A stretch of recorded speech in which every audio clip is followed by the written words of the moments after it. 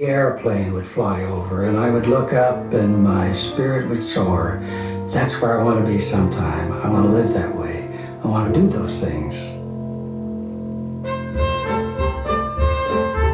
In Sacramento, California, the state capital, Okies, refugees from the Dust Bowl, still camped on the edge of town and worked the fields and orchards and vineyards of the surrounding Sacramento Valley.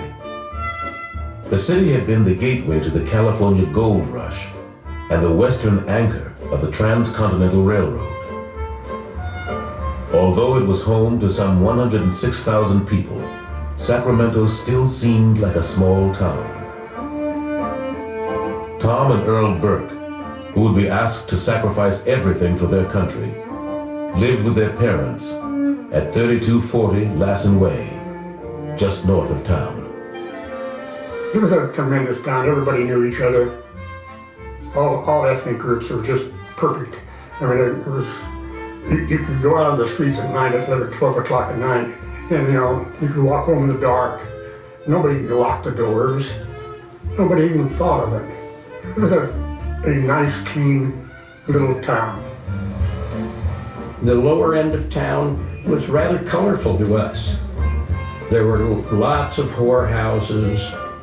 As you got up towards the nicer part of town, towards 10th Street, the houses of prostitution were quite fancy. And as kids, we used to run down there and run through the places, raising hell.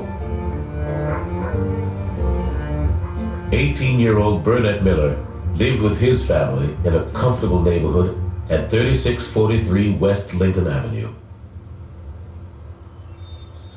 He would discover in the last days of the war why it had to be fought.